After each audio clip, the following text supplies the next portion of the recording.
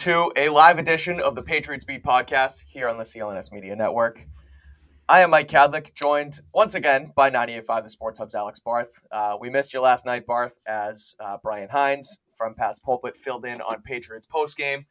So I'm here breaking down the disaster class that was Patriots versus Raiders last night. But we need to get your reaction. Patriots obviously lose 30-24. I don't really need to set it up anymore, because let's get just right into what the hell happened, especially on that last play. We need your unfiltered thoughts and rant on what the hell that was. Well, it's the whole game, and it's why this team now isn't going to make the playoffs, and it's why this team is in such a weird position, and it's why this offseason there's going to be so much focus at high levels of the organization.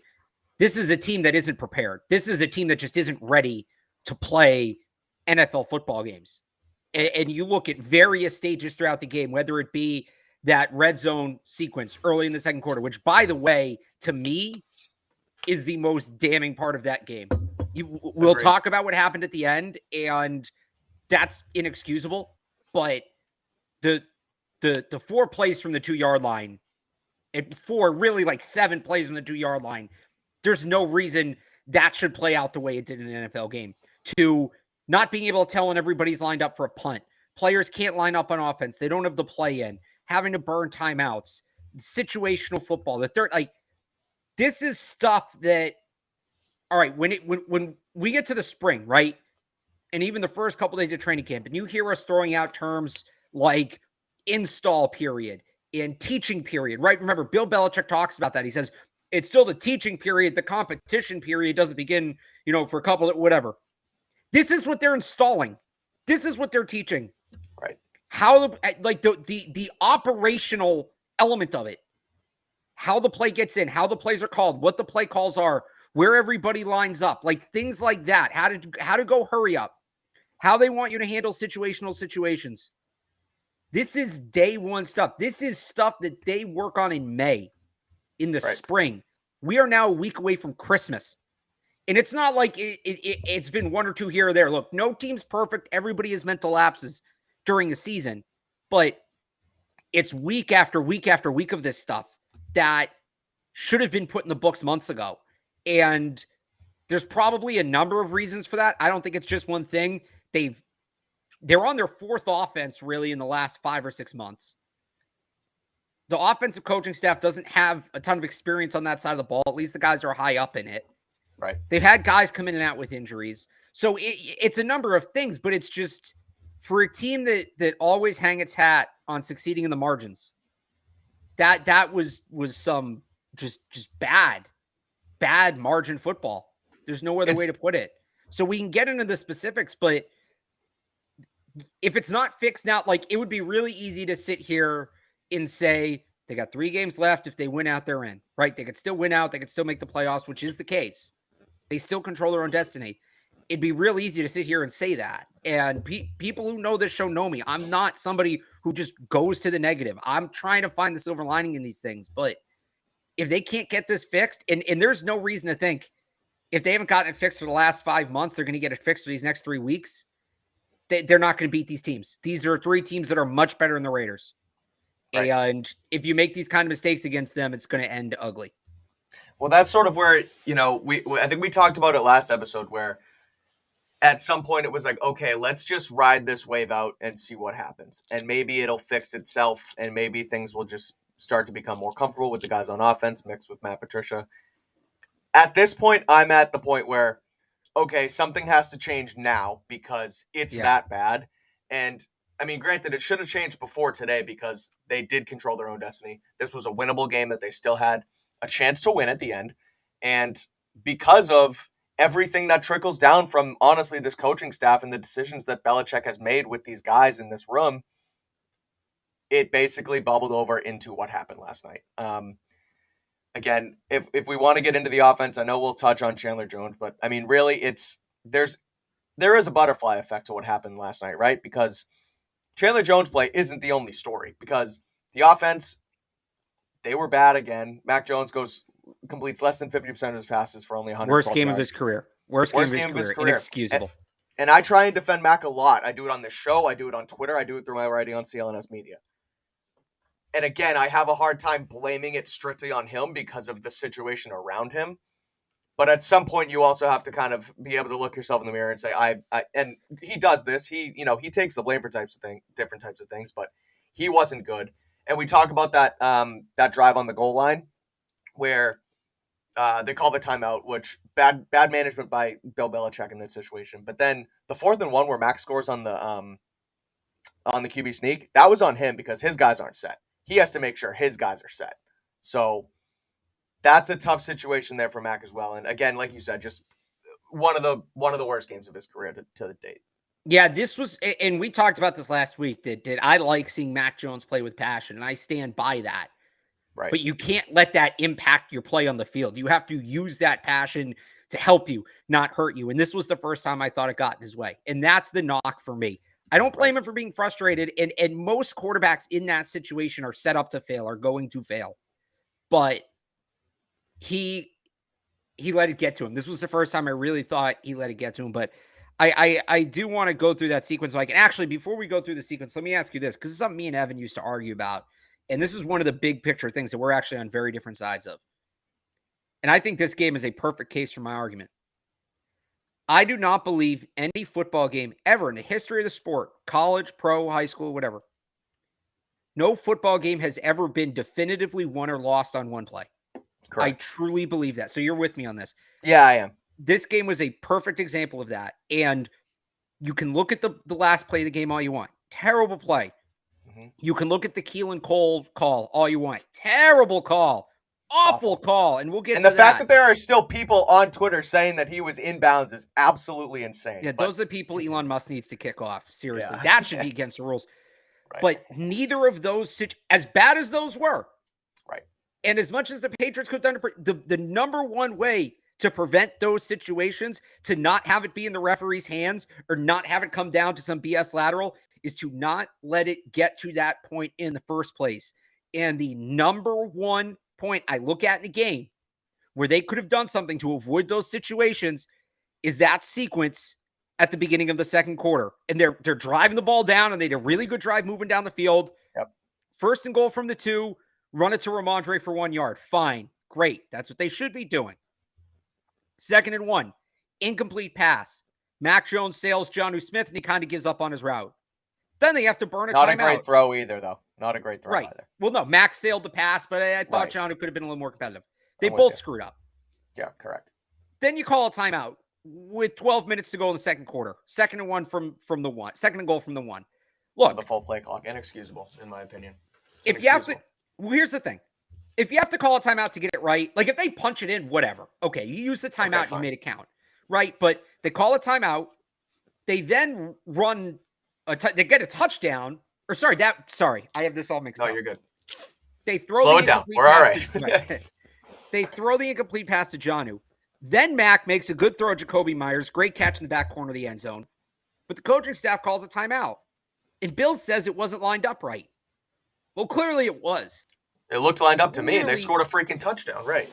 What that tells me is there is disconnect between Bill Belichick and the offensive brain trust. That they both, what Bill thinks it should look like and what Matt Patricia and Joe Judge think it should look like is two different things. And again, that's something you sort out in the spring. That's not something you're sorting out on December 18th. Shouldn't be. So then they burn the timeout. They've burned that timeout. And again, fine, you come back and you score. Instead, they run this really weird play where they go to Nelson Aguilar on a quick slant, which in itself, fine. But they motioned, was it Pierre Strong? I don't remember exactly who it was. I think this was when they were using 21 and they were using him as that wide receiver. Right, which I don't hate as a concept. Me either. But if you're running a quick slant, you don't motion somebody and run somebody right underneath that because it totally throws off the timing and rhythm of the play. That is a snap, get the ball and throw. And now you've got essentially your own guy in coverage taking away that passing lane. So I don't know if Strong maybe didn't know the play and ran the wrong way or if it was just a poor design. But that's a wasted play. You burned that right on 3rd and 1. Then they have to call another timeout. So now there's 2 on this sequence. Just ridiculous. 4th, Mac's all riled up. And on one hand, I get it. It's frustrated. but you got to settle down, as I do here. You're seeing me get worked up now. Like I'm being a bit of a hypocrite. He gets all worked up. He snaps the ball too early. Jonnu Smith's not set. And they back it up and they kick the field goal. That's a 4-point swing. They have those 4 extra points. That Keelan Cole touchdown really doesn't mean much. I guess the Raiders can go and get a field goal, but you're not lobbing the ball around at the end of the game. You're kneeling it out. Yep. That sequence, more than anything else, cost the Patriots that game. Because they had a chance to take control of that game, take command early. Yep. And by the way, they showed the stat on TV, and this is when I knew the Patriots weren't going to score. I think they showed it after Stevenson got from the 2 to the 1 on that first play. On their previous 14 drives, where the other team had first and goal from inside the 5, the Raiders had allowed a touchdown. Not points, not touchdown or field goal, touchdown. 14 in a row in that situation. But the Patriots, who've run the 3rd fewest plays from inside the 5 of any team in the league, looked out of sorts down there. They did not look ready for that situation. I'm the guy who's been sitting here saying they're using Ramondre Stevenson too much. I'm the guy who's been sitting here saying that they're overusing him. 2nd and 1, 3rd and 1, use him. Right. Use him. He's a bully ball back. Use him. The fact that they threw the ball, they went to shotgun, and I don't know what Bill's talking about with they had to go shotgun because Hunter Henry was out of the game. That doesn't make a ton of sense to me unless they felt they needed. The only thing I could think of is they're going to line Hunter Henry up at fullback. But have a tackle do it then. Have they ever done that? I mean, not necessarily out of a run set. They're doing it in this passing stuff. Saying, but you have nobody else who can step into whatever role Hunter, like you don't have a tackle eligible or somebody. There's no excuse not to run the ball there. None. And there's no excuse for it to look that discombobulated. That I know I've said it a couple times. I'm going to keep saying it. The Keelan Cole touchdown, unfortunate. Right. The play at the end of the game, that's an absolute mess and inexcusable. But neither of those things happen if they gain 1 yard on the 4 and really 7 tries they had with all those timeouts. They just had to pick up 1 or 2 yards, and they couldn't. I'm with you. It's crazy. That to me is where the game was lost. They have no control over anything that goes on offense. Zero. They look completely lost out there, drive in and drive out. If there's an anomaly and, they do what they did on the goal line last night in a vacuum, and it happens at some point in a normal NFL season, that shit happens. You get frazzled. Things come up. A guy subs in wrong. There's something gets smudged on your play sheet and you need to burn a timeout and figure shit out, right? That happens. Sure. But it's happened now for 15 weeks, Alex. This is it happened on 4 plays in a row. Correct. Exactly. It's completely inexcusable. And it's the stuff that we've talked about for 20 years in New England about these Patriots teams who they might not always have the best players. And there are certainly seasons where they did have the best players and they ran the table and won the championship, what have you. But this has always been their bread and butter. They're going to play smart. They're going to be smarter than you. They're not going to be highly penalized. And they're just going to play fundamentally sound football in all 3 phases of the game and burn you that way. And this is it's a disaster. They're not doing that at all anymore. And yesterday was, again, I feel like every single week now we're like, this was the tipping point. This is where it has to end. And I'll tell you this, man. It happened again last night. If they top this, I don't know. What do you do, though? This has to be it. Right? It's this a has disaster. to be as ugly as it's going to get. And right. Maybe the silver lining in that is unless something, I really don't think it can get worse, especially because the teams they're playing, the 3 teams they're playing are really good, right? So, if they get their doors blown off, all right, fine, you got beat by a better team. And almost something incredibly good would have to happen. They would have to run the table and win a playoff game.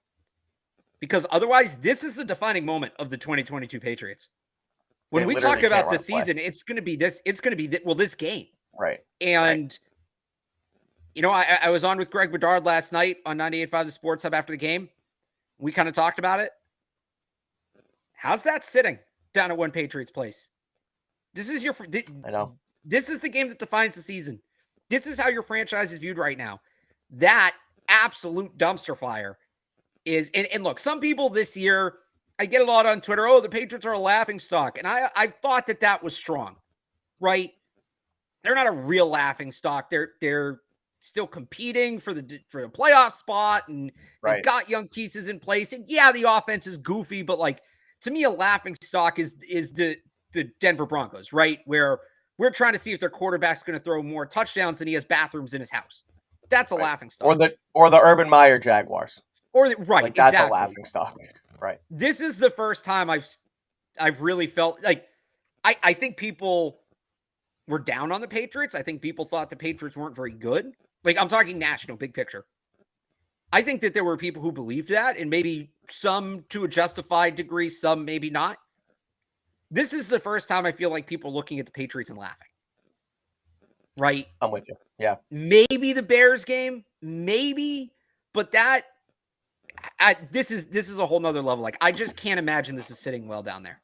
Well, the Bears game too, they was back and forth with Zappe, and they weren't completing for first downs, right? But I mean, they weren't calling timeouts twice on a drive on the goal line in the middle of or at the beginning of the second quarter, and they weren't allowing Chandler Jones to run over Mac Jones and laddering the ball for no reason when it's a tie game. Like, right. That there's a difference between getting blown up by a bad team on primetime and the complete mental instability of what they showed last night. So not awful on offense.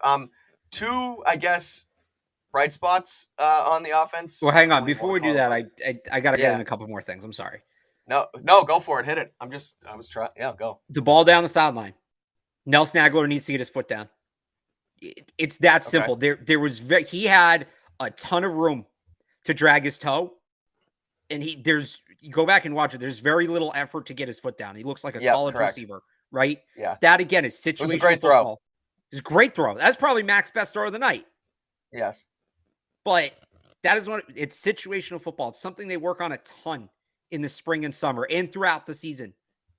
It's not like he was right there and there wasn't a ton of room. I mean, his foot swings 2-3 feet and he never brings it down. Right. You can't have that. You've got to make an effort on that play to get in bounds. I'm surprised that they even called it complete. I didn't think it was that close live. No, I know. And then, of course, the refs screwed them when they tried racing up to the line to snap it, and they held up the play for a substitution that never happened. Yeah, that was nonsense. The one other thing I want to add, because I see people talking about it in the chat, Bill Belichick's comments about Mac not being able to throw the ball far enough to run a Hail Mary. Two things on that. First off, let's assume he's talking about Mac's arm strength. I think that there's a chance where he isn't, but I'm just stick with me here. Let's assume he's talking about his arm strength. That's not true. It's on film. Go watch his college highlights. There's some plays from last year. We've seen it in practices, Mike. He can throw the ball 60 yards. Yep. He can do it. I don't know that he's getting into a 10-step drop and throwing it to the back of the end zone. Right. But he can get 5 yards back and throw the ball to the front of the end zone. He can do that. Now, maybe Bill meant he didn't think they could get it blocked. Because he says we can't. He doesn't say Mac. He says we couldn't throw it that far. Right. Maybe Bill doesn't think that they can get it blocked in time for the receivers to get down there. Well, the offensive line actually played well. There's your silver lining. Yeah. And, the Raiders are probably just blitzing 3. You should be able to block that, maybe 4. If they bring more, you turn it into a scramble drill play, which is what they ended up doing, but you're much further down the field, and maybe somebody has time to catch Chandler Jones when it goes ass up. Right. I was really surprised Bill said that, because he has to know how that's going to be perceived. And yeah, I know. For him to answer all those other questions with, we made a mistake on the play, we made a mistake on the play, and him to have, we need to coach better, play better, right in the back pocket, to go to that felt like a shot at his quarterback. And we've had the quarterback take some shots at the coaching staff the last few weeks, and now this is, again, where you go to, this isn't a team that's not talented or just, not good at. This is a team that is dysfunctional. That is what that comment Right. said to me was dysfunction. Yeah, I'm with you. Like you said, we've seen it at practice, and Max said it today on the radio. He said that he can throw more than 55 yards. Yeah. So again, whether it's a shot or not, I mean, again, you've taught me the lesson on this show day by day. Listen to what Bill Belichick says because he's telling you what he's thinking. Again, maybe that's just. I mean, he ended up they were on the 45 or the 50? Yeah, The 45. it would have 55. been So he would need to throw the ball like 60 yards, basically. yeah, which I mean, I can see where his head's at to think that, but at the same time, why he said the word mistake like 10 times during his press conference, and he wouldn't even answer questions. It was just, we made a mistake. We made a mistake. Like you said, he wasn't giving into anything. And for that to be the one thing he sort of gave into, I agree. It's interesting. But they also should have just not even ran the play to begin with. Like they're running a draw play for a reason, and that's to hopefully give yourself a chance on something. And if it doesn't happen, go down and play for overtime. And So, not that I'll just say that I actually am okay that they didn't kneel the ball down, and I'll tell you why. me too. I agree. The Raiders, first of all, they're choke artists. I don't know that we can Right. say that after it's a little hypocritical after what I happened know. last night. But they're 4 blown leads at 13 plus points. They also just don't tackle well defensively. They're not a disciplined defense. Right. My guess is in their mind, hey, they're going to give us some cushion. Ramondre is going to get at least 10 yards downfield, which he did. Mm-hmm. Then all it takes is a face mask or a late hit or anything, something. Yeah. And remember, the game cannot end on a defensive penalty. So Ramondre runs for 10 yards. He's dragged down by the face mask. That's another 15. You're kicking a field goal to win the game. So Right. I don't hate the idea of a draw. Personally, I think the most underused play in all of sports is the fake knee. But I'm not going to get picky here. But I don't mind that they didn't just sit on it. I don't hate that they ran the ball. It's what happened next that's the issue. Yeah, of course. The fake knee, too, the tough part is if you have to make the refs aware that you're doing it because they can blow it dead before your knee actually touches, and then it screws the whole thing over. And whether your knee actually touches touches or not, to you? The way you're saying no, it didn't happen. It didn't happen to me, but I've seen it happen before where it's like I don't know whether you tell the refs or you just make it obvious that you're not taking the knee. But again, the refs will blow the whistle to protect you. And so it's tough to.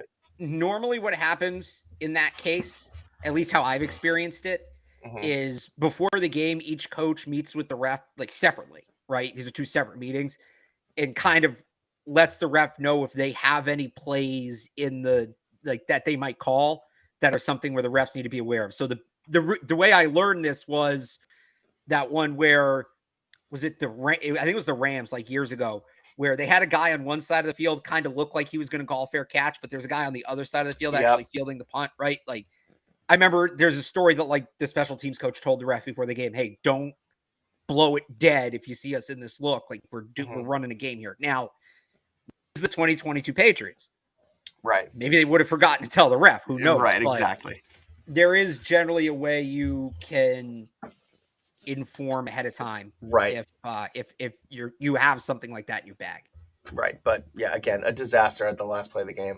I did like how Jacoby reacted to it, in just saying that he took the blame. He was trying to do too much. He was trying to be a hero. I didn't expect him to shy away from it. I mean, he's been a stand-up guy all season, and he's been great to us in the media, and he's a leader on this team. So it's tough to see that happen to him because he has been one of the constants on this team. He has been someone who, regardless of sort of the adversity they've had to fight through this year, he's always, the first guy to speak up on it. He's going to defend his teammates through and through. And again, he took the blame, and it's funny too, just as far as taking the blame. I thought it was kind of hilarious, and I don't know if Mac would do this as far as continue to take shots in the media, but I wonder if it's a thing when he's taking the blame for not tackling Chandler Jones. I can't tell, and I can't read if that's him being like, look, I just need to be a leader and just take the blame anyway, or if that's like the team and Belichick always tells the quarterback to take the blame regardless, and I am just gonna nail this into the ground every time I get the opportunity and kind of make them look foolish here too. But Mac takes the blame as well. Yeah, I think it's a little bit of both. Yeah.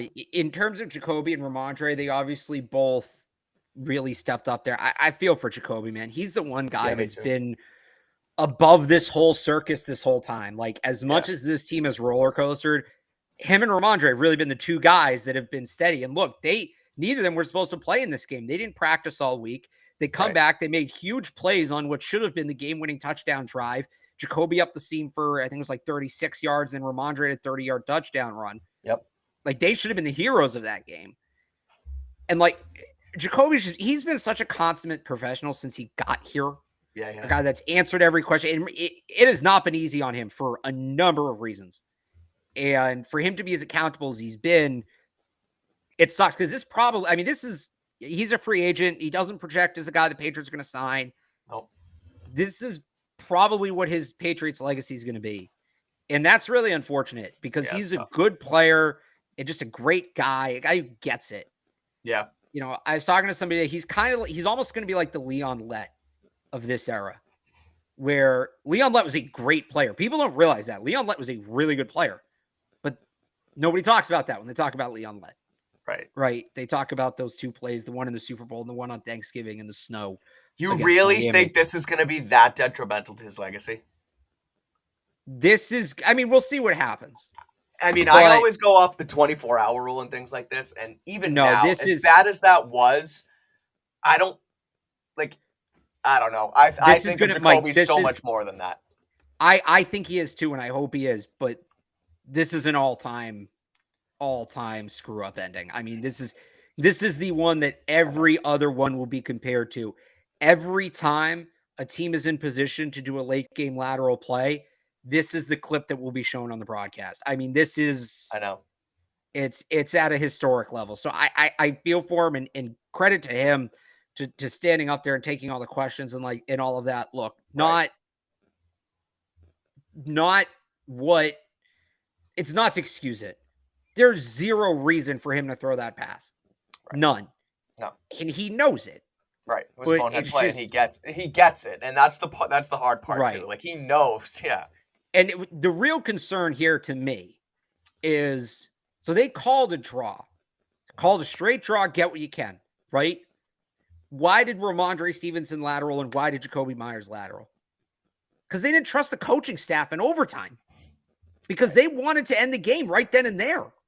And, all right, so when you actually do design those lateral plays, there's a reason you don't do that when it's tied. You do that when we see that play all the time when a team's losing, right? And how often does it turn into a touchdown the other way? And it always throws off the spread or the over-under or something, right? But the team that's running it is losing, so it doesn't matter. Right. This is exactly why you never see that play when a team is tied. And when you run that call, and there's really two kinds of lateral plays. Get what you can get. There's like a hook and ladder. It's like by design, and it's not the backyard BS play from longest yard, right? That's one thing. What that play is designed to do, the second one, is not let the game end. Once this clock runs out, unless we have scored or we have lost, it does not matter what happens. That is when you're supposed to run that call. And the problem is when you design that play, most of the time what teams do is they'll run it to one side, right? They focus all the action up one sideline. And the idea is you're going to suck the defense in. You leave one guy back on the other side. And at some point, once you have the defense sucked in enough, you're going to throw the ball back across the field. Hopefully that other guy's in a one-on-one. He can make one guy miss and score. That's how you draw it up. Doesn't always work. That's how you draw it up. What happened on that play and the reason it went so ass up. First off, that guy on the backside, almost always a receiver, running back, maybe a tight end. I think the Niners have George Kittle do it. Yeah. The only time I've ever seen it run with a quarterback, is that your mic glitching right now? I don't know if you can hear that. Hi, I hear you. Yeah, I'm just kidding. It's a little staticky. Yeah, there you go. I think okay. Okay. The only time I've ever seen that run with a quarterback was it was actually Jalen Hurts in college at Alabama. Like that kind of guy, right? You're not Mac Jones. The other thing is that guy's supposed to be all the way on the other side of the field. So if he doesn't get the ball cleanly, there's time to recover because there's not a ton of defenders around. Instead, they threw it back to Mac Jones, who was in the middle of the field, not on the other side. Right. So I don't think it was designed to be a lateral. I think they freelanced No, it it. wasn't. But that to me is an indictment on the coaching staff. It definitely wasn't it wasn't designed that way. And I see the chat too. My bad, guys. I'm sorry about that. I kind of screwed everyone's ears up by that. I put something on my microphone, so I apologize. But anyway, and the other thing, as far as throwing it back to Mac right there, if you look at the all 22, it might have been kind of tough for Jacoby to even see Chandler Jones because he was on the Raiders logo, the Raiders black logo in a black jersey, Yeah. and then stood up. And by the time he stands up, Jacoby, he definitely just thought Mac was there all alone and said, let's try something. But inexcusable because you're tied. It's not do or die. You have a chance, and they just couldn't get it done. It's tough. It's too bad. And it was a disaster. And go ahead. The other thing we're not going to do, I'm just not going to let people do this right now. There's plenty of quarterback-related reasons to knock Mac Jones in this game. We are not going to put them losing the game on Mac Jones failing to tackle Chandler Jones. Oh, no. If you get, could he have made the tackle? Yeah, I guess. If you get to the point where your 6'3", 217-pound quarterback has to tackle a 6'6", 260-pound defensive end who happens to be one of the biggest athletic freaks in the league, right? You've lost. You've lost. The game should not come down to that. If you're letting the game come down to that, you deserve to lose. Right. So, yeah, sure, Mac Jones could have tried to tackle him. Mac Jones isn't a tackler. He's not somebody who works at tackling. I don't think that, I think he actually gave it the best effort he probably had. It didn't look That's what I was just going to say. He didn't run away. I'm not exactly sure what you want. What, you want him to square up like technique? And he's a quarterback. He's a quarterback. He's not like a big, shot. It's one thing if it's Ben Roethlisberger's as big as Chandler Jones. All right, I have a good question. There's plenty to pick on with Mac Jones in this game. How many quarterbacks in the league make that tackle? Not many. Not. The only one that would have is Andrew Luck, and he's now retired. Well, I mean, Ben, if we're going to go, Ben has. Yeah, I guess. But, I mean, I'm going, just think of, the big, moose-type quarterbacks, right? Who's just, a big dude. Cam the one I think of, Cam Newton is a guy who maybe makes that tackle. Well, just people will point out the fumble in the Super Bowl. Yeah, but, right. In theory, Josh Allen in the chat. Josh Allen can probably make that tackle. Honestly, Jacoby Brissett is a big guy. There's not many. You count them on one hand. That's not, again, he could have made the tackle. Sure, right. Fine. Does Zappy make the tackle? No. I'm kidding. I'm just kidding. I saw that on Twitter. People were saying that. It's ridiculous. Calm down, you idiot. Zappy trends on Twitter every Patriots game, and it makes me want to. Yeah. Yeah. Anyway. So, they lose on the lateral return. Justin Herbert doesn't make the tackle either. But, going off of just, I guess the good and the guys, Jacoby and Ramondre and how they've been this year.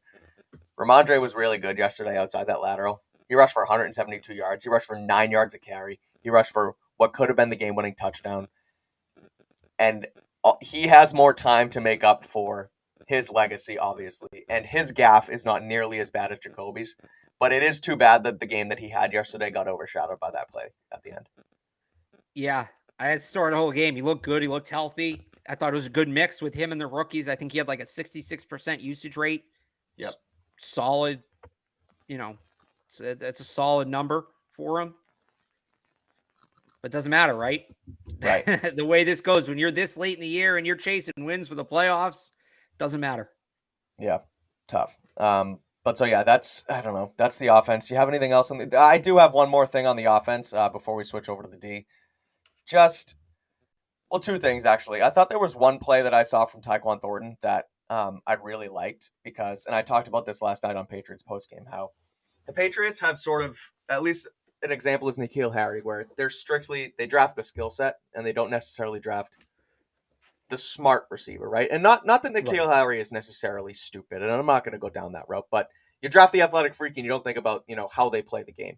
There was one route from Tyquan yesterday. He ran a deep dig, and I thought it was, a perfect mix of, holy crap, this guy's super fast, and he knows how to read a defense because he ran the deep dig, and he breaks off his route, and, a receiver that's not as smart is just fast is just going to sprint across the formation and just continue to run no matter what. But he throttled down, and he read the zone perfectly, and he let Mac hit him as he throttled. And Mac knew it, and Taekwon knew it, and that's something that you never really saw from N'Keal Harry here. It's something that, as good as the receivers are here, it's like I thought it was good to see from Tyquan Thornton out of that play. He was targeted a little bit more yesterday, and it's kind of too bad that it's because other receivers were down and hurt, like Devontae, and I know Jacoby played, but trying to keep him out of it a little bit. But I thought that was good stuff from Tyquan Thornton, and they need to continue to get him more involved. Yeah, I guess my silver lining is the offensive line looked good. Yeah. Trent Brown, now that he's healthy, he's over that flu. I thought he held up well. Connor McDermott actually played pretty well. Yeah. Still need tackles in the offseason. Like, it's just so tough because if they win that game, hey, the tackles played well. Like, here we go. And the Bengals are going to be on a backup pass rusher next week. And right. Maybe it's just the immediacy of it, but it's like, great. Tackles played well. Season's over. Yeah. Exactly. Before we talk defense, Alex, I want to talk about our friends at Rocket Money. Do you know how much your subscriptions really cost? You probably don't, as 80% of people who have subscriptions that they completely forget about. Most Americans think they spend around $80 a month on subscriptions when the actual total is closer to $200 or more. It could be an unused Amazon Prime account, a Hulu account, whatever that doesn't get streamed. But they're both draining that bank account of yours, and you could be wasting hundreds of dollars a month on subscriptions you don't even know about. Not me, though, because I use Rocket Money, which is formerly known as Truebill. The app shows you all your subscriptions in one place and then cancels whatever you still don't want. Rocket Money can even find subscriptions you didn't know you were paying for. You may even find out you've been double charged for a subscription. To cancel a subscription, all you have to do is press cancel, and Rocket Money takes care of the rest. Get rid of useless subscriptions with Rocket Money now. Go to rocketmoney.com/PatsBeat. Seriously, it could save you hundreds per year. That's rocketmoney.com/PatsBeat. Cancel your unnecessary subscriptions now at rocketmoney.com/PatsBeat. Again, it's on the lower third there. You can see our screen if you're watching on YouTube, rocketmoney.com/PatsBeat. Save hundreds of dollars to cancel those unnecessary subscriptions. All right, Alex, back to the Patriots' disaster of a game yesterday. The defense actually played relatively well. I thought the pass rush continued to get after Derek Carr basically until that last drive where they were essentially in prevent defense. Josh Uche gets another sack, continues to be a monster. Marcus Jones, Kyle Duggar. The Kyle Duggar play was unbelievable. The one thing I'll say about Marcus Jones and tying it into sort of that where they were from a pass defense and tying it into that last drive. I mean, they held Devontae Adams, one of the best receivers in the league, to 4 receptions on 9 targets for just 28 yards. A lot of that had to do with Marcus Jones. He played really well on Devontae Adams yesterday. Yeah, this was the second week in a row, too, because remember, he was mostly on DeAndre Hopkins last week after Jack Jones got hurt early in that game. So right. Marcus Jones might be the bright spot in this game. At a certain point, they're going to need to add bigger corners, and you saw it late in that game. 6'1" Keelan Cole beats him, 6'4" Matt Collins beats him. I'm surprised the Patriots didn't. The only corner the Patriots had active yesterday over 5'10" was Sean Wade. He didn't really play. Yeah, I'm a little surprised the Raiders didn't go for those tight matchups and throw some of those jump balls as early as they did. Once they started doing that, it obviously started working, but Marcus Jones holding his own on the boundary. I still think he's a slot corner long term because teams are going to start testing him more on those jump balls and kind of testing his height, but the guy can cover. I'm also the thing I'm worried about now is just the workload because he only played 2 offensive snaps. But he also played every special team snap and every defensive snap, which yeah. I know a lot of guys do anyway, but he played like 88 snaps yesterday, and I mean, he played well up until that last drive, and then he got kind of toasted a few times, so he's going to burn out at some point. And I know he's a rookie, and I know he should have fresh legs, but again, it kind of showed last night where, I mean, yeah, he was Keelan Cole out of bounds, yes, but he was still beat on the play, and he still was able to come down with the catch, so that's not a Marcus Jones thing. That's more of a we need to be able to get other guys the ball on offense and maybe bring this guy's workload down a little bit. But Kyle Duggar's pick 6, I thought was a turning point in the game, and it was just goes to show how good of a guy he really is and how much he prepares. I tweeted it that maybe they weren't prepping offense all week. They were strictly just prepping Derek Carr and reading him like a book and making sure that they could make a play like that. But no, I mean, Duggar read exactly the formation they were in. As soon as Carr grabbed the ball and went to throw it out there, Duggar knew exactly what was coming and he made the most of it. I thought that was a great play. Yeah, and that's one of those ones that happens during the week, right? He saw something on film and in studying that he knew they're going to that play in that situation, and he gets the thumbs up from the coaching staff to kind of go hard after that look. And because the last thing you want is them to pump that screen and throw over the top, and he vacates the area, right? So shows the coaching staff's level of trust in him. Yeah, that was just an all around physical, mental, all of it, tremendous play. Yeah. What do you take from the pass rush? I mentioned it a little bit, but what do you think about how they got after Carr? Yeah, they were great. I mean, they were constantly forcing him out of the pocket. He was quick to throw the ball away, so that stunted a lot of drives. I thought Christian Barmore looked really good in his return, came up with half a sack. Obviously, Josh Uche had another big game, although went back and watched it. I don't know why. He wasn't on the field on that last play on the touchdown of Keelan Cole, which is annoying. Yeah. But pass rush was great. And if they're, I've been saying it for a couple of weeks now, if they're going to win these last 3 games, it's the unit that's going to have to do it. It's the best unit on the team right now. I don't think there's another one that's close. They had a great performance and it wasn't enough to overcome, or it wasn't enough to overcome the rest of the roster. But hey, they're setting up big for 2023. So I guess there you go. It's funny, Alex. A lot of times on this show, I'm able to give you a softball and let you go, right? And that happened a lot with the offense tonight because there was such a mess. Defense played well, but I think we're just so down on this team that even when the defense was good, we don't even want to get into it because of the disaster that was. So I mean, it's just, because you have to look at the big picture at this point. I'm with you. And what the defense did in this game has such little impact on what's going to happen in the offseason. I like this show to kind of be as neutral as possible and not get too high and not get too low, but just after a game like that, it's everything, not just the way they lost it, but that the big thing is that it probably kicks them out of the playoffs, that their playoff chances pretty much go up in smoke. It's just hard to sit here and say, yeah, well, hey, they pressured Derek Carr. When it's early in the year, it's super easy to do that because you're building something, right? So I was talking to Jim Murray about this last night, and that's probably what's more frustrating than anything else. When everybody was talking about the sky is falling back in July, and I remember Greg had that tweet that went around as the worst training camp practice he'd ever seen from an offense, and they don't end all this. And my pitch was basically, and I stand by this, it's not necessarily going to look perfect day one, especially with all these new pieces. It's a cumulative sport, right? You're building on what you did. You want to look better in December than you do in July. You want to see that progress. But what kills me is, and I talked about it earlier in the show, there's no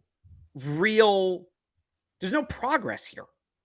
They look the exact same now as they did in September and as they did in July. And that's what gets me is I think if they had progressed and grown like a normal team progresses and grows, they'd be sitting there I don't know that we're talking about division, but I think they're comfortably sitting in a playoff spot right now. I think we're talking more about seeding than anything else. But they just flatlined. They never built on anything. Right. They're making the same things they do well now. They were doing well in September. The same mistakes they were making in September, they're making now. It doesn't feel like there's a lot of evolution. Like, yeah, some of the philosophies changed. Like, they were obviously throwing the ball down the field a lot early in the season. They're not doing it now. They're playing more zone now than they were. But it's the alignment issues, the pre-snap issues, the penalties, all of it. It's the same as it's been. And I have a hard time, and it's crazy, and you think about fire Belichick, and it's a lot, and it's steep because he has. Yeah, I wouldn't go there. But like I do kind of get frustrated on just giving him credit for Super Bowls he won in the past. In the sense of that's the reason why you should keep him now. Do I think the game has completely passed him by? No. And do I think that you're going to fire Bill Belichick and you're going to bring in an A-plus coach and an A-tier coach and be able to just kick this thing off and Dynasty 5.0 at this point? No. But something does have to give. Like, you can't just keep ramming your head against the wall and expecting things to change. And that's what they've done this year, and that's annoying, and that's not what you've seen from Belichick before. You remember in 2019, I think it was, when the offense wasn't great, and so they basically got together, they got McDaniels and Brady and Bill, and they said, we're going to change this thing up, and we're going to pound the rock, we're going to use Sony Michel with fresh legs as a rookie, we're going to build off that, we're going to run very dumbed down concepts all the way into the Super Bowl when they ran the same play 5 times in a row and rammed it in the end zone for a touchdown to win the Super Bowl. Like, they adjusted and they realized when things weren't working, we're going to change this.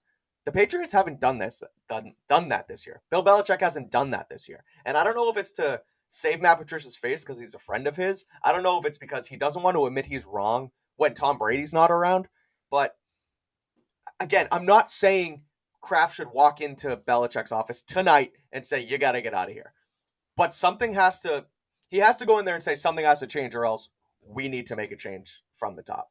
Yeah, I think it's probably, again, I don't think Bill's job's necessarily in jeopardy directly, but I think that there's a situation where Kraft comes in and says, we made this massive investment in the offense. We spent these millions of dollars on Hunter Henry and Jonnu Smith and Nelson Aguilar and Kendrick Bourne, and we used a first-round pick on Mac Jones, right? We need those investments need to be in better hands. They need to be in the hands of somebody who's been in that spot before, developing, working on offense first and foremost, but especially if they can get somebody who's worked with young quarterbacks and developed young quarterbacks. That means an offensive coordinator and a quarterbacks coach, 2 separate, like, you need both, right? And I think that's where it begins, right? Again, Jim Murray I was on with last night, and I thought he made a good point that the word of the offseason is going to be reorganization. That's how they'll spin it, right? Yep. You can't run it back.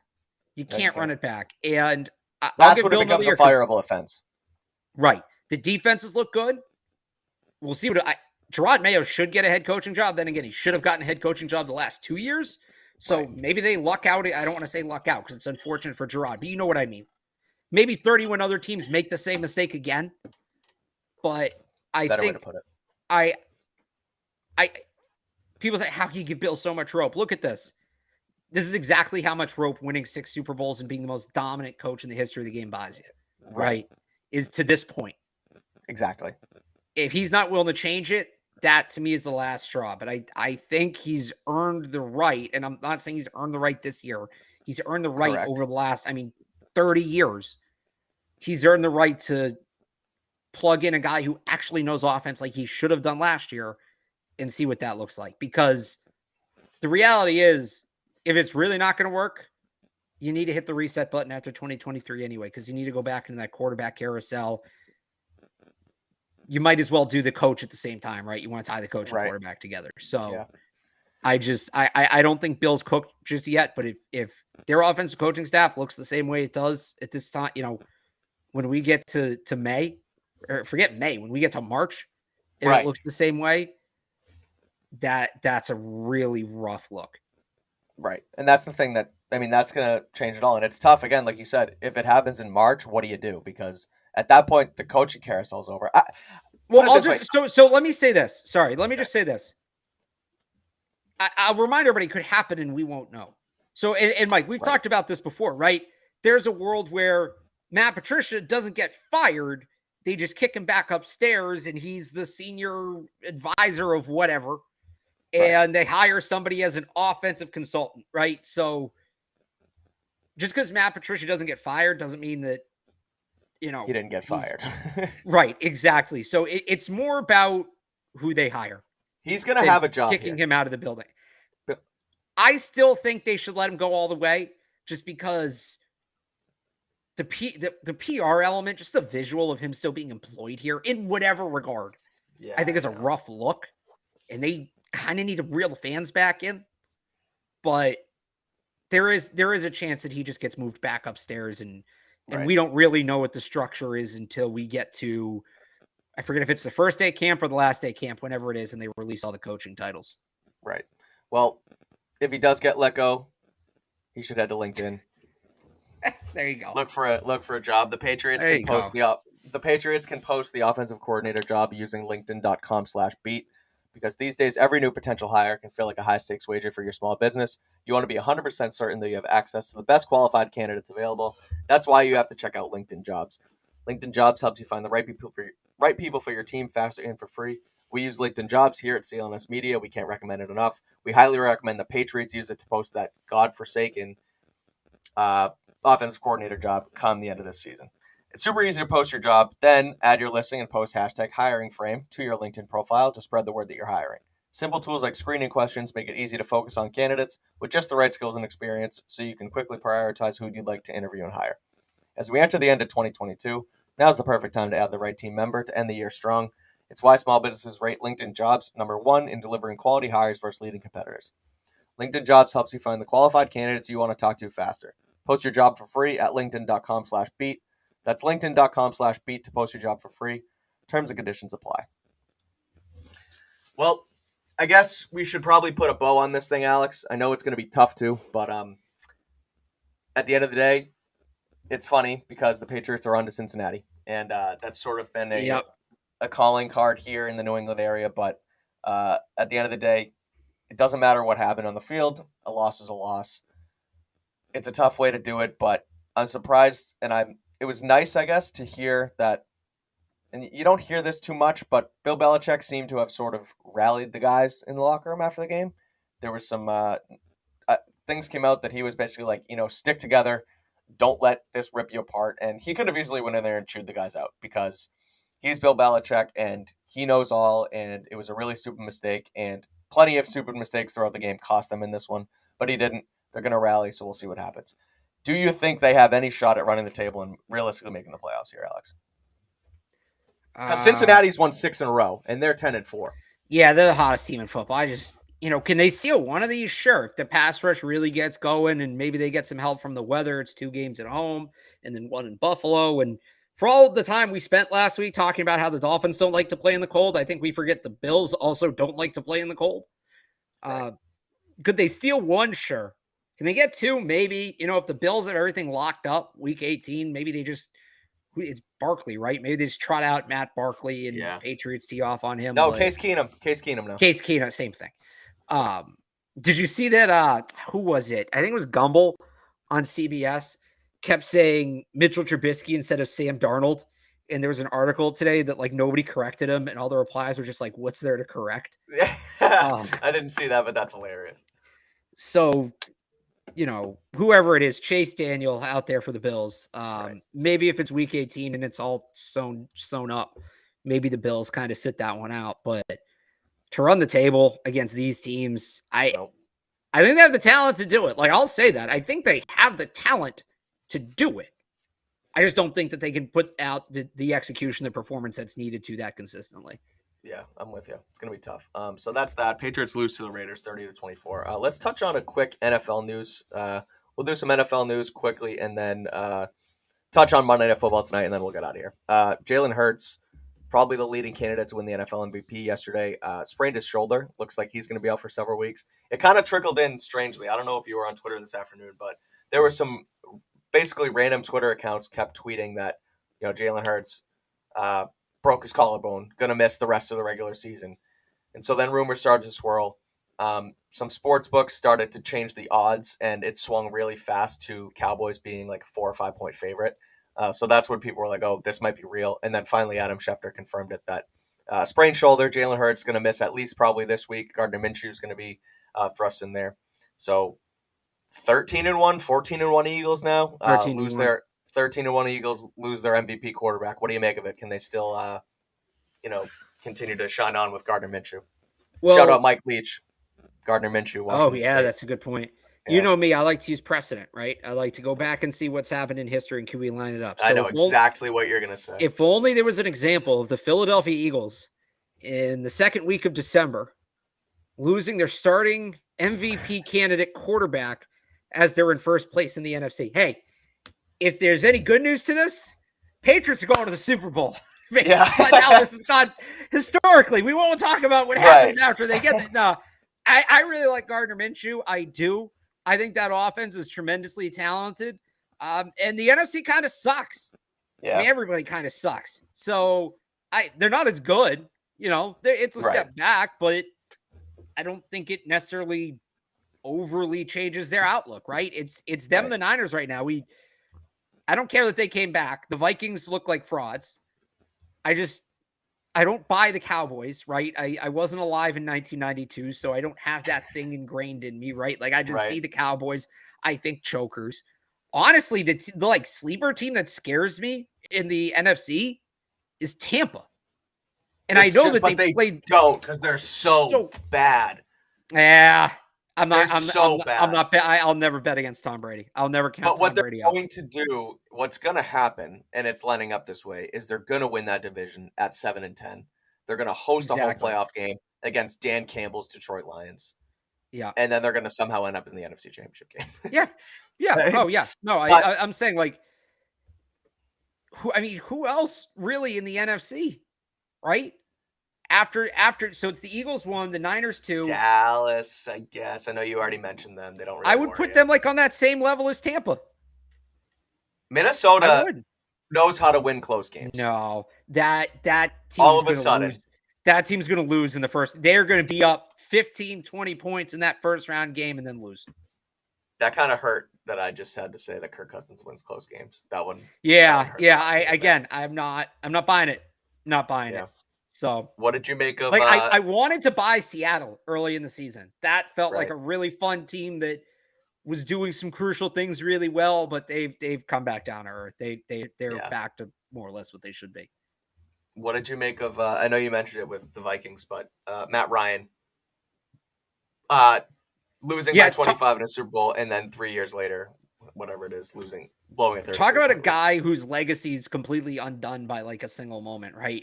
I know. The guy won an MVP. Like he's a Mhm. good quarterback. He's one of the better quarterbacks of his era. But he blew the biggest lead in NFL history and the biggest lead in Super Bowl history. And that's going to be the first thing that gets brought up when we talk about Matt Ryan. There's going to be some freak thing. Like he's going to be the 283rd player ever inducted in the NFL Hall of Fame or something like that. Where like he'll get that 330th far. now. Right. He'll get that far and it just won't matter.